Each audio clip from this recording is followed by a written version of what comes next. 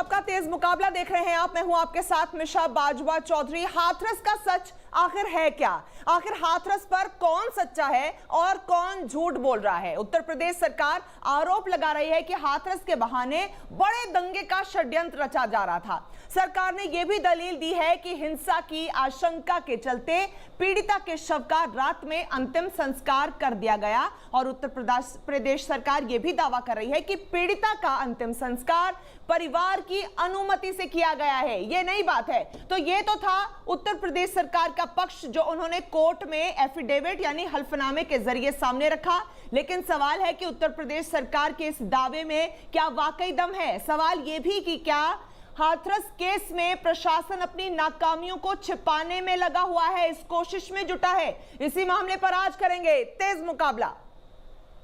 योगी तेरी तानाशाही नहीं चलेगी, नहीं चलेगी।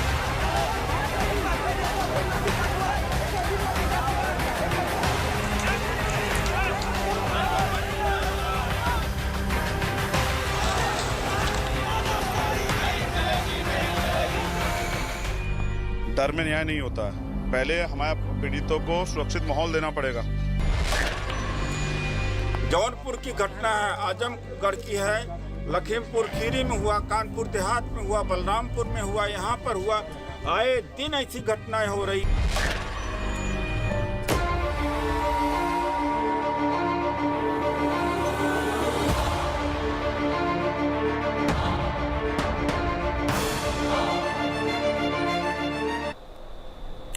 तेज मुकाबला शुरू करें उससे पहले आपको सुनवाते हैं वो दो सियासी बयान जिससे आपको भी अंदाजा लग जाएगा कि इस केस को लेकर राजनीति कहां तक पहुंच चुकी है। लोगों को विकास अच्छा नहीं लगता। वे लोग कहीं ना कहीं इसमें बाधक बनने का प्रयास करते हैं, दुष्प्रचार करते हैं, अनावश्यक रूप से षड्यंत्र करते हैं। तमाम प्रकार के षड्यंत्रों के माध्यम से सरकार को भी बदनाम करने का कार्य करते हैं और साथ साथ समाज में जाति और सांप्रदायिक विद्वेष की भावना पैदा करने का कार्य करते हैं। आपने इन चेहरों को देखा होगा जिन्होंने सीएए के खिलाफ आंदोलन के नाम पर हिंसा करने का प्रयास किया था,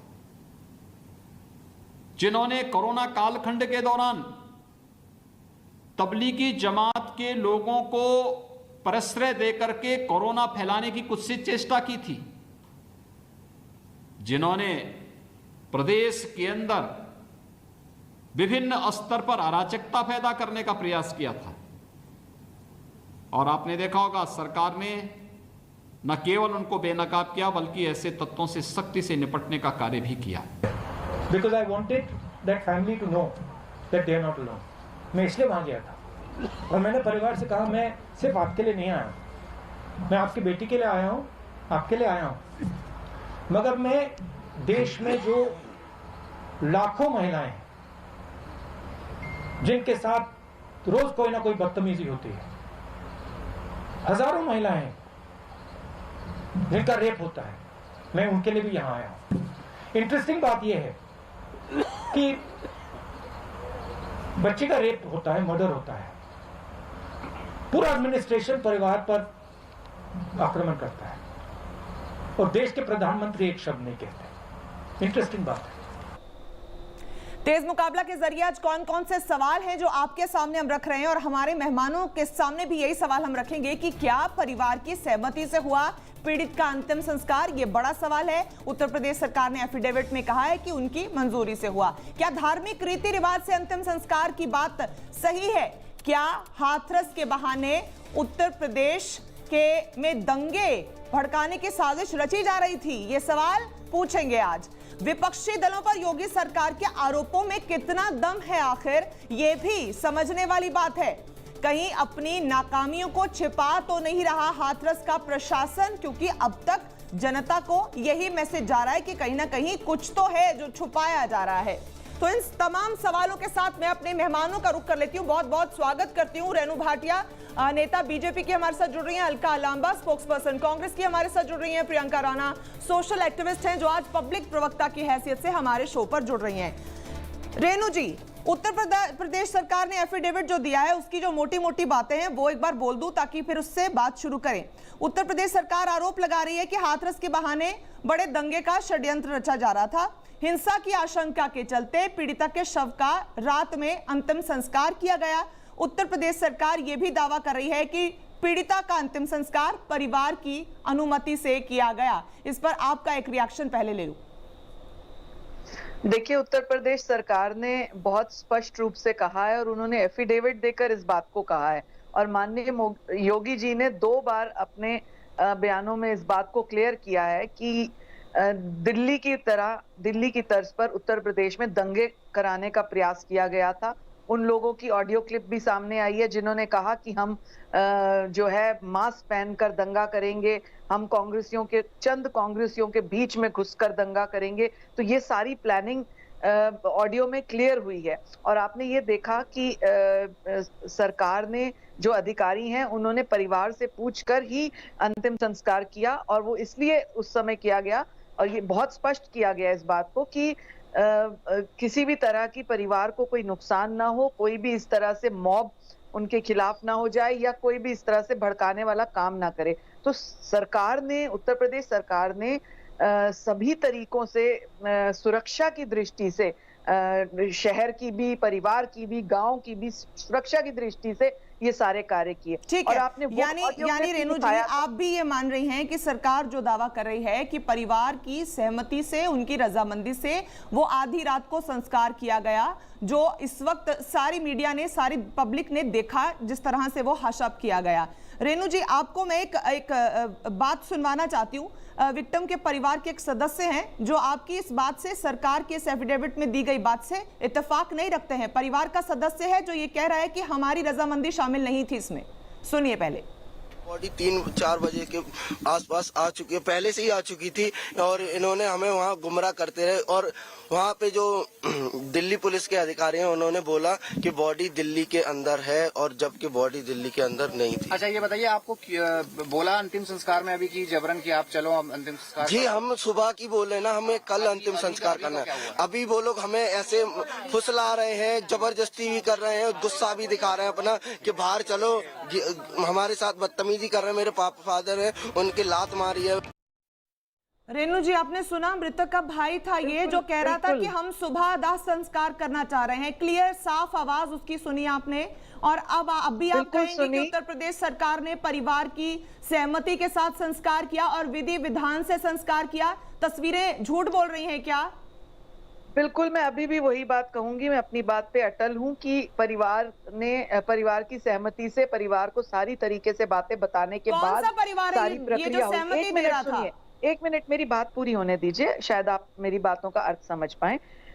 आपने वो ऑडियो नहीं सुनाया जो इसके लड़की के मृतका के परिवार में 2 भाइयों की बात थी कि बड़ा भाई या छोटा भाई कुछ बोल रहा है वर्जन। वो ऑडियो आपने क्यों नहीं सुनाया? आज क्या बोल रहा है? क्या आप बता दीजिए ना, क्या बोल रहा है? वो भी आज सुनाइए। क्या बोल रहा है? वो जिस भी विपक्षी नेता के साथ कि प्रियंका जी आपके घर आएंगी, ये होगा वो होगा, तुम नहीं, ये होगा वो होगा नहीं, क्या कहा एग्जैक्टली वो कोट कर दीजिए। वो ऑडियो क्यों नहीं बोल? हमने अपने दर्शकों को सब कुछ दिखाया हुआ है। आपने कहा परिवार की रजामंदी शामिल थी, मैंने आपको दिखाया कि परिवार का ये भाई है उस विक्टिम का, ये कह रहा है मेरी रजामंदी शामिल नहीं थी। आपके चैनल का सम्मान करती हूँ, मैं सिर्फ आपको इतना रिक्वेस्ट करूंगी कि आप वो ऑडियो भी कंपैरेटिवली सुनाएं ताकि जनता को गुड एंड बैड। रेणु जी एक और बात कही है, ठीक है, सुने एक और बात कही है उत्तर प्रदेश सरकार ने अपने एफिडेविट में कि हिंदू रीति रिवाज से संस्कार किया गया। अब इस बात को तो मत झुटलाएं ना, क्योंकि हमने सबने वो तस्वीरें देखी हैं जिसमें संस्कार हो रहा है आधी रात को। कहां होता है हिंदू संस्कृति में संस्कार?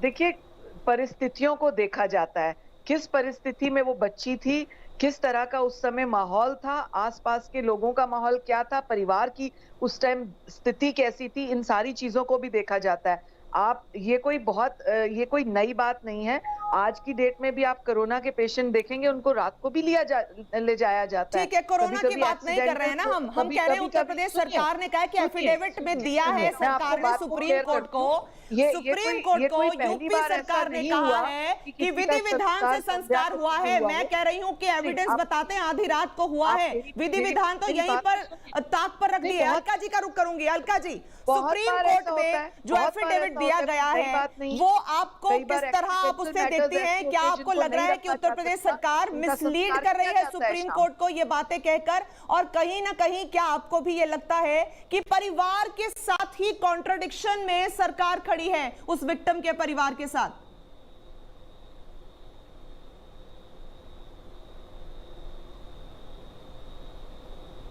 अलका जी, आप मुझे सुन पा रही हैं?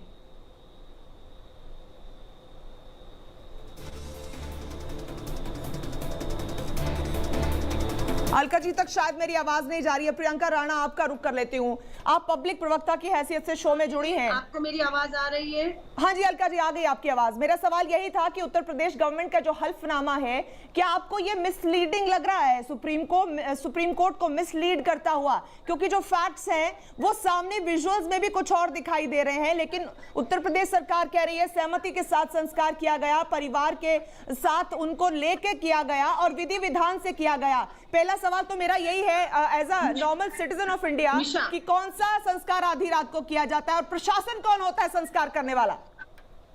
मिशा, मिसलीड ना किया होता तो इससे पहले कोई और मुझे मामला बताइए जिसमें जिला जज, डिस्ट्रिक्ट जज खुद पीड़िता के घर गए हो। बताइए कोई दूसरा मामला, क्योंकि मिसलीड तो शुरू से ही किया जा रहा है।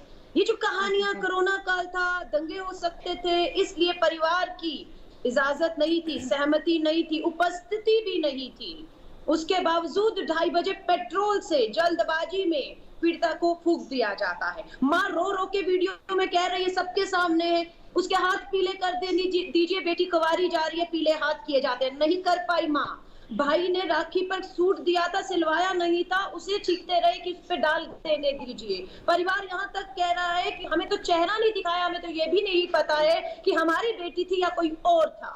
इवन कि उसकी अस्थियां जो है विसर्जन का आज तक इंतजार कर रही हैं। और ऊपर से सारे मामले को भटकाने के लिए एक अंतरराष्ट्रीय साजिश 6 महीने की बेटी का इसी हादसे में बलात्कार हुआ है। क्यों हुआ है? ये अंतरराष्ट्रीय साजिश है, मैं पूछना चाहती हूँ। FIR दर्ज होती है, उसमें बलात्कार की धाराएं नहीं जोड़ी जाती है, क्या ये अंतरराष्ट्रीय साजिश है? बेटी को इलाज नहीं मिलता समय पर। आपका सवाल ले जाती हूँ, रेणु जी के पास आपका सवाल लेकर जा रही हूँ। ये सबके सवाल है इनके पास। ठीक है अलका जी, आपका सवाल रेणु जी के पास लेकर जा रही हूँ। एक बच्ची के साथ कथित बलात्कार का मामला सामने आता है।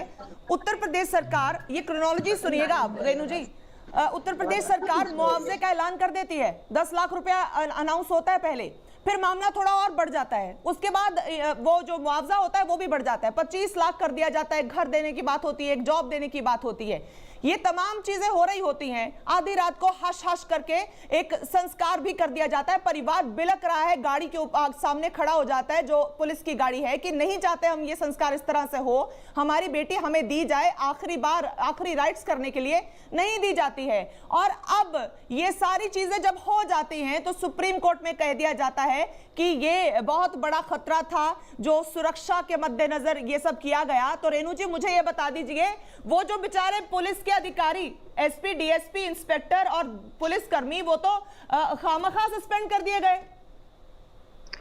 मिशा जी, ये बहुत स्पष्ट हो गया था और बार बार मुझे नहीं पता विपक्ष इन बातों को क्यों बार बार उगलवाना चाह रहा है, क्या कहलवाना चाह रहा है, जबकि ये बात बिल्कुल स्पष्ट है। और आप ही लोगों ने मीडिया के माध्यम से इसको क्लियर किया है कि ऐसी परिस्थिति में सुरक्षा की दृष्टि से क्षेत्र को, परिवार को सुरक्षा दी जाती है और परिस्थितियां देखने के हिसाब से जरूरी नहीं होता उस समय परिवार को पूछना चाहिए, इजाजत लेनी चाहिए कि हम आपकी सुरक्षा करें या ना करें, क्योंकि आपने देखा इसी प्रकार के दंगों को जो है इसी तरह के मौकों पर दंगों का फायदा लिया जाता है। तो इसलिए आप पुलिस अधिकारियों से कौन सी चूक हुई थी जिस वजह से पुलिस अधिकारियों को सस्पेंड किया गया? तब ये बताया गया कि जिस तरह से ये रात को इसके पीछे भी अलग बात है मिशा, जल्दी में उस वजह से किया गया, वो बेचारे तो यूं ही सस्पेंड कर दिए। मिशा, इसके पीछे भी अलग बात है। ये वो शिकायत थी जो इन्हीं के परिवार ने और कई लोगों ने ये शिकायत की कि हमें फलां अफसर ने, फलां पुलिस वाले ने इस तरह से बोला, फलां ने ऐसे डांटा। ये क्या, अभी जैसे लड़की के मृतका के भाई बोल रहे थे कि हमें, मेरे पिताजी को धक्का दे दिया, तो उन लोगों के खिलाफ भी माननीय योगी जी ने कहा है कि जिसने यदि अपशब्द कहे, जिसने यदि ऐसे हालात में बुरी अपनी प्रेजेंस दिखाई है, तो अधिकारी तौर पर डीएम क्यों बचे हुए हैं अभी तक? मिसयूज किया है, तो उनके खिलाफ कार्रवाई होगी। और सभी डीएम क्यों अभी तक प्रोटेक्ट किए जा रहे हैं? डीएम क्यों नहीं अभी तक रडार में आए? कर दी गई मिशा, आप जानती हैं एसआईटी गठित कर दी गई। जी, यही तो त्रासदी है कि इतना बड़ा मसला हो जाता है, सबके सामने सब कुछ होता है और एसआईटी जांच बिठा दी जाती है। रुकिए, प्रियंका राणा आपकी तरफ आ रही हूँ, पब्लिक प्रवक्ता की हैसियत से आप शो पर मौजूद हैं। प्रियंका, इस पूरे मामले में पब्लिक क्या सोच रही है? क्योंकि पहले कहा गया कथित रेप, बच्ची की जान चली जाती है, परिवार दुहाई दे रहा है कि हमें संस्कार पुलिस से नहीं कराना है, हम खुद कर लेंगे, और फिर भी जबरदस्ती संस्कार कर लिया जाता है। रेनू, मुझे अपना सवाल लेने दे प्रियंका से। प्रियंका, आप इस पूरे मामले को कैसे देखती हैं? और आज एफिडेविट जो दिखाई देता है वो कहीं ना कहीं ऐसा लग रहा है कि वो ऑपोजिशन या किसी और को कॉन्ट्राडिक्ट नहीं कर रहा है, बल्कि विक्टिम के परिवार की ही स्टेटमेंट्स को सरकार एक तरह से कॉन्ट्राडिक्ट करती नजर आ रही है। इंसाफ की उम्मीद? जी बिल्कुल। और मिशा, अगर आप देखें तो कोर्ट ने एक वर्ड यूज किया है, भयानक। बिल्कुल, मतलब भयानक। आप सोच सकते हैं कि कोर्ट भी इतना ज्यादा इसको संवेदनशील मुद्दा मान रहा है, और इस घटना को किस तरह से पुलिस प्रशासन ने हैंडल किया, किस तरह से सरकार ने हैंडल किया, और पूरी घटना एक भयावह रूप ले रही है, ये कोर्ट भी एक्सेप्ट कर रहा है। लेकिन मुझे दुख हो रहा है कि रेणु जी एक महिला होने के बावजूद अभी भी राजनीतिक तौर पे बीजेपी को डिफेंड कर रही है, क्योंकि आप अगर देखे शुरू से ठीक है, आपका ये सीधा सा सवाल मैं रेणु जी के पास लेके जा रही हूँ। रेणु जी, दिल पे हाथ रख के बताइए। सुनिए रेणु जी, एक अपने दिल पे हाथ रख के बताइएगा, महिला हैं आप। हम समझ गए कि उत्तर प्रदेश सरकार को लग रहा है कि खतरा था, खतरे के मद्देनजर ये सब किया, लेकिन क्या उस परिवार के साथ, उनकी बेटी के साथ ये बेअदबी नहीं है? जिस तरह से एक लड़की, उसकी लास्ट स्टेटमेंट ऑन रिकॉर्ड है कि मेरे साथ रेप हुआ है, अभी तक उसके बारे में तो क्या ही खोज करनी थी, अब उसके संस्कार को भी वैलिडेट करने लगी है उत्तर प्रदेश गवर्नमेंट, ये कहकर कि खतरा था, दंगे ना हो जाएं, जिसके चलते उस लड़की का इस बेअदबी के साथ संस्कार कर दिया गया। एक सम्मानजनक उसको रुखसती भी नहीं दी गई। मिशा, कहीं पर भी सरकार का ये वर्जन नहीं आया कि बेअदबी के साथ उसका नहीं, बेअदबी तो हमें दिख रही है। मैं कह रही हूँ रेणु जी, मैं कह रही हूँ बेअदबी हुई है, मीनिंग वही निकला। मैं सरकार को नहीं, मिट्टी का तेल पेट्रोल डाल के एक लड़की को फूंक डाला गया, ये संस्कार नहीं था, ये ह्यूमन राइट्स की वायलेशन थी। सरकार ने कहीं पर भी किसी भी प्रकार की बेअदबी करने का प्रयास नहीं किया, ना उनकी मंशा थी। सरकार ने परिवार को, भगवान ही बचाए, भगवान ही बचाए इस तरह की सरकारों से जो रात के अंधेरे में, स्याह अंधेरे में संस्कार कर देती हैं और मानती नहीं है इसको बेअदबी। मेरी बात पूरी होने दीजिए ना, मेरी बात पूरी होने दीजिए ना मिशा, प्लीज।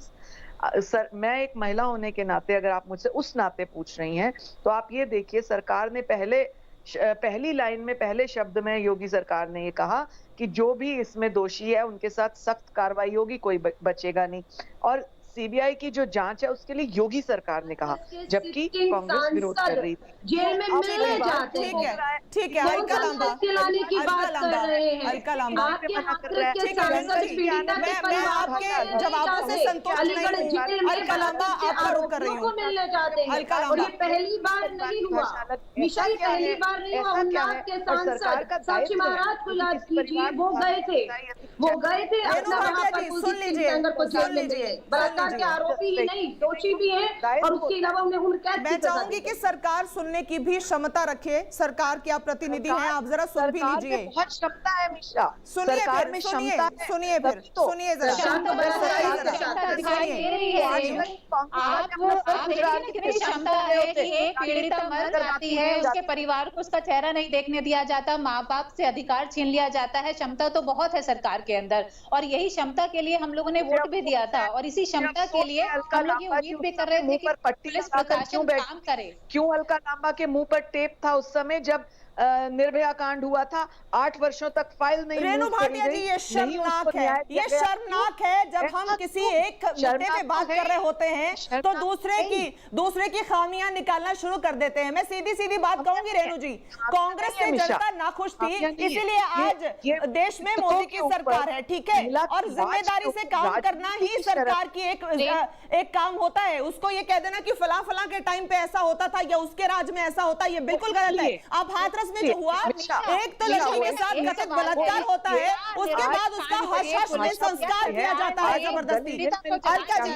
अलका जी, बार बार कांग्रेस पर आरोप लगता है कि अपने स्टेट्स की हालत नहीं देखते हैं, यानी अपने स्टेट्स का हाल ठीक नहीं है तो आप उंगली भी नहीं उठा सकते हैं। आप पर राजनीति का भी आरोप लग रहा है। मैं चाहूंगी आप जवाब दें इस पर कि राहुल और प्रियंका क्या राजनीतिक रोटियां सेक रहे हैं इस पूरे मामले पर। राम मंदिर विषय उत्तर प्रदेश में बना हो, परिणाम राज राजस्थान अलवर में रेप हुआ था, साल के भीतर दोषियों को उम्र कैद की सजा आज सुनाई गई है। और ये अगर मुझे निर्भया में खोजना चाहते हैं, दिल्ली में मेरी सरकार थी, कांग्रेस में देश में सरकार थी, जाइए निर्भया का मेरी फेसबुक देखिएगा, 2012 में अलका लांबा भाजपा की बेशर्म, मैं कहूंगी असंवेदनशील प्रवक्ता की तरह टीवी पे नहीं बैठी थी सरकार को बचाने के लिए। अलका लांबा आंदोलन कर रही थी, अलका लांबा आंदोलन कर रही थी। अगर ये अलका लांबा पर व्यक्ति अगर गत सवाल करेंगे तो बताइए, इन्हें शर्म आनी चाहिए। 2012 में हुआ था और 13 में फास्ट ट्रैक कोर्ट में कांग्रेस के रहते दोषियों को सजा सुना दी गई थी। ठीक है अलका जी, ठीक है रेणु जी, मेरे पास समय कम है, अगर क्विकली आप बता पाएं कि उत्तर प्रदेश सरकार ने उस बिटिया के परिवार को पहले 10 लाख मुआवजे का ऐलान क्यों किया था, फिर 25 क्यों कर दिया था? अगर कुछ भी उसके साथ गलत नहीं हुआ था तो उसके साथ क्यों नहीं खड़े नजर आते? उसका आधी रात को संस्कार क्यों कर दिया गया परिवार की मंजूरी के बिना, रजामंदी के बिना? क्योंकि परिवार बार बार ये कह रहा है कि मंजूरी नहीं ली गई उनकी। आप चाहे कुछ भी कहें, ये वो बार बार दावा कर रहे हैं। दोबारा एक ही बात कहूंगी और ठोस बात कहूंगी कि सरकार का पूरा दायित्व है, अगर किसी के साथ, किसी परिवार के साथ अनहोनी होती है तो सरकार का फर्ज बनता है, वो सरकार चाहे कोई भी हो, कि उनको उस परिवार का सहयोग करना है, वो चाहे राशि के तौर पर हो, चाहे नौकरी के तौर पर हो। और ये पहली बार नहीं हुआ, ऐसा होता है। वो अलग बात है कि आज सरकार इसका विरोध कर रही है। प्रियंका, क्विकली, पब्लिक है आप, क्या आप संतुष्ट हैं सरकार की तरफ से रेणु जी के जो भी कमेंट्स आपने सुने उससे? नहीं, बहुत दुखद है और रेणु जी के स्टेटमेंट जो है सब मुझे कोई भी लॉजिकल नहीं लग रहे हैं, क्योंकि एक परिवार पहले तो दुखी था, ऊपर से आपने उसकी बेटी से आखिरी अंतिम समय में देखने का हक भी छीन लिया, उसके बाद आप मुआवजा देते हैं और जब आपकी कोई भी बात नहीं चलती है, जब पूरा देश विरोध में खड़ा हो जाता है तो आप कहते हैं कि दंगे होने का खतरा था। अगर दंगे होने का खतरा था तो वहीं पर पंचायत हो रही है, वहां पे 144 धारा लगी है, तो बीजेपी के पूर्व विधायक वहां पे पंचायत कैसे कर सकते हैं? उनके ऊपर धारा क्यों नहीं लगती है? उससे दंगे नहीं भड़कते हैं। ठीक है, उम्मीद है प्रियंका को आपने सुना होगा। रेणु भाटिया जी ये पब्लिक प्रवक्ता की हैसियत से हमारे शो पर थी और ये जनता की आवाज थी जो आप तक हमने पहुंचाने की कोशिश की है। बड़ी जरूरत है सरकार की अपनी जो वहम या भरम या अपनी एक मिसकंसेप्शन बना लिया उसे तोड़कर जनता की आवाज को सुनिए। रेणु जी बहुत बहुत शुक्रिया आज तमाम मेहमानों का मेरे साथ जुड़ने के लिए। तेज मुकाबला में बस इतना ही, वक्त एक ब्रेक का है, फौरन लौटेंगे कुछ और खबरों के साथ।